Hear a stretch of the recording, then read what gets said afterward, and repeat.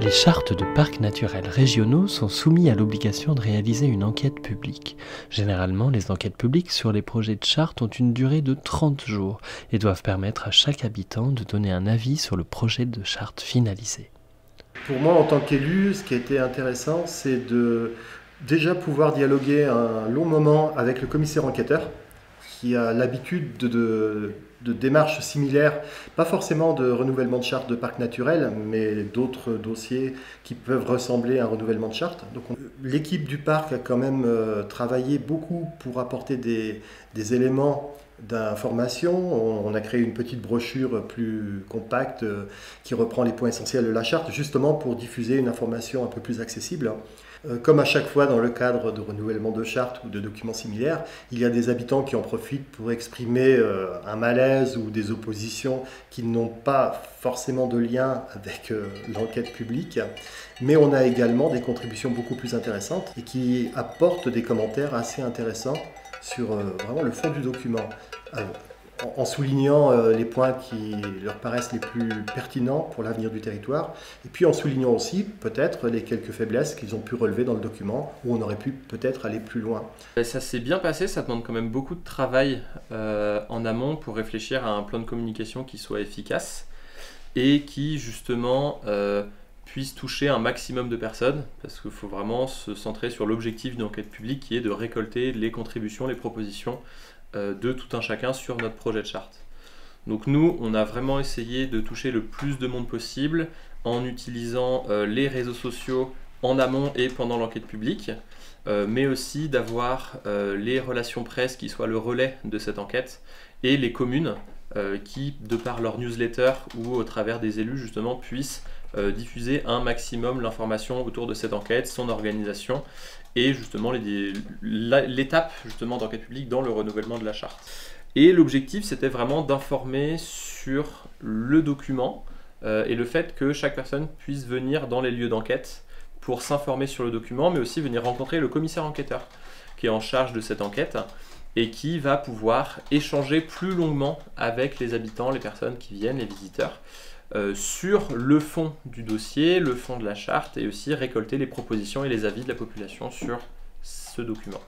Je me suis appuyée sur l'expertise de la Fédération des parcs et des deux agents qui sont en charge de cette thématique, parce qu'ils produisent des documents. Il y a tout un réseau vraiment de travail où tous les parcs participent et trouvent de la vraie ressource dans des fiches techniques et des éléments qui nous permettent, nous, d'avancer de façon sereine, en sachant que d'autres parcs sont passés avant nous et que d'autres arriveront derrière, et que notre contribution à tous permet à tout le monde d'avancer au mieux, et le plus sereinement possible.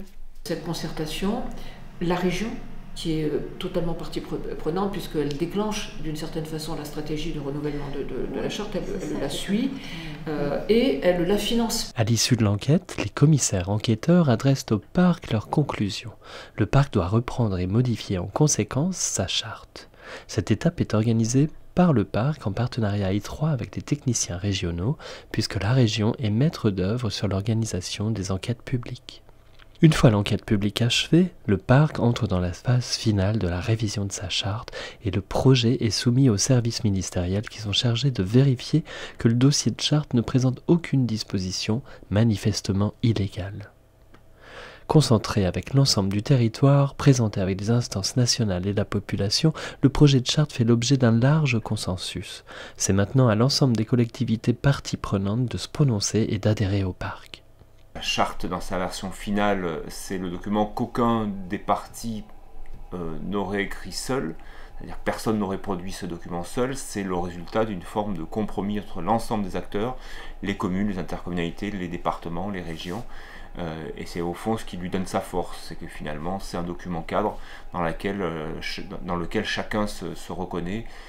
Voilà, et c'est effectivement ce qui donne la puissance à ce document pour les 15 prochaines années. Parce qu'il y a une vraie phase un peu cruciale, c'est la période pendant laquelle les communes vont être amenées à se positionner sur le document de charte de parc, puisque c'est bien l'approbation par le conseil municipal qui donc décide du fait que la commune rejoint ou pas le parc naturel régional, sachant que chaque commune et chaque conseil municipal est souverain.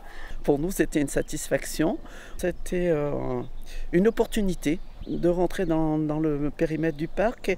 Alors, quels en sont les atouts? On peut dire que d'avoir le label pour nos agriculteurs, pour le tourisme. Et puis, nous avons aussi la possibilité d'aide d'ingénierie pour plusieurs sujets.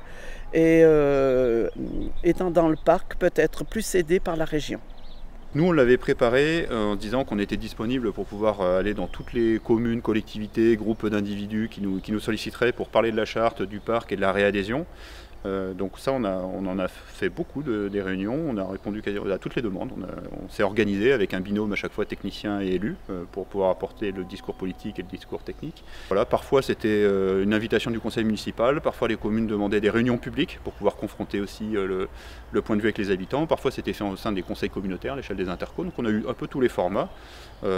Parfois on l'a fait aussi même sous forme quasiment de soirées ciné, soirées débat, donc on s'est adapté à la demande en fonction de ce qu'on nous demandait. On veillait toujours à ce que ce ne soit pas le parc qui organise, mais les gens qui nous accueillent pour qu'ils se mouillent aussi un petit peu. Donc on en a fait beaucoup, ça s'est globalement toujours bien passé.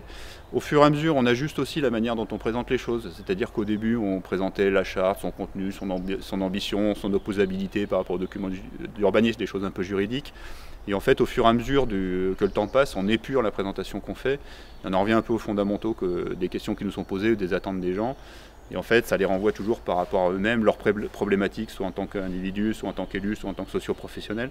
Donc on partait plutôt de ça, voilà, le parc, à quoi ça sert, comment ça fonctionne, qu'est-ce que ça peut nous apporter.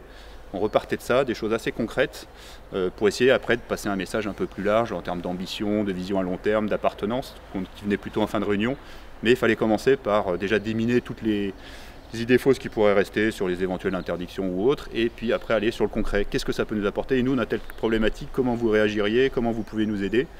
Donc voilà, c'est toujours des choses intéressantes, il faut être bien prêt.